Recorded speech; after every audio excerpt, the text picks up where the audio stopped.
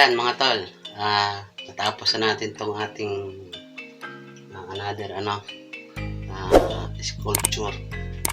Yan, natapos na natin itong idol si Kuya Daniel at saka ang kanyang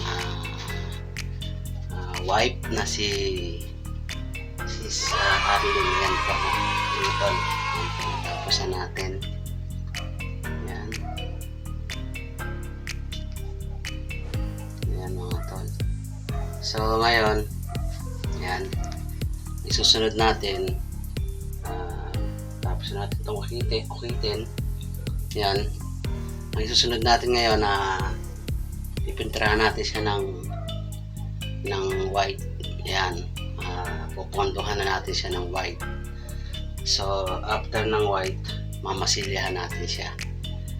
Ngayon, pagkatapos na mamasilyahan, yan, lilihahin natin. Tapos after na maliha, pintuhan ulit ng white. Tapos yun na yung yung talagang kulay na niya. So yan, so yan, tapos ko na rin yung salamin, napatuyo ko pa. Yan, so yan, hawig naman, diba mga tol? So sana magustuhan to ni Kuya. So yan, eto, after nito pipinis na natin siya. So yan mga tol, tapusin na natin to para tapos na natin to ating another project. Yan mga tol, so standby lang kayo dyan mga tol. Watch na kung asin kahawig. So okay mga tol, see you.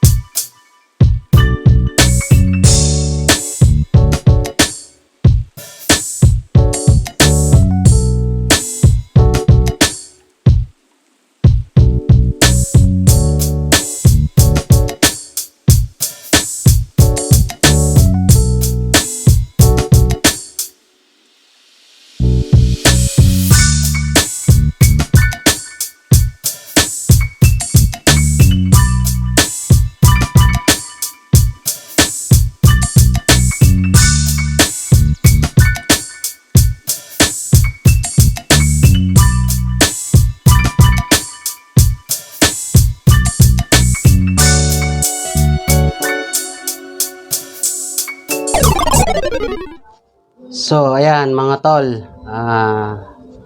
Tapos na nating pinturahan tong ating ginagawang sculpture.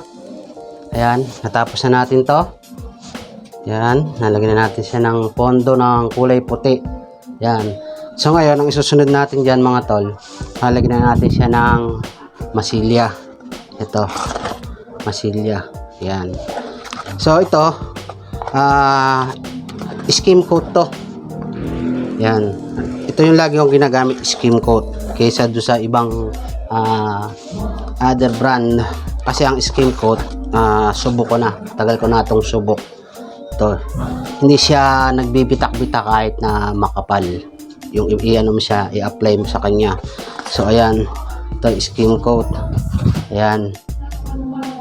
Ayan. Skim coat. Ayan. Sakura skim coat. Tin plastering mortar. So ayan. Ayan yung ginagamit ko palagi. Ito. Ginagamit ko to skim coat sa pwede yan sa ganito. Yung mga frame sculpture. Pagka frame. Yan. Ang ginagamit ko naman sa mga buong estatwa, nilalagyan ko siya ng ang ina-apply ko sa kanyang masilya doon, yung glycerate.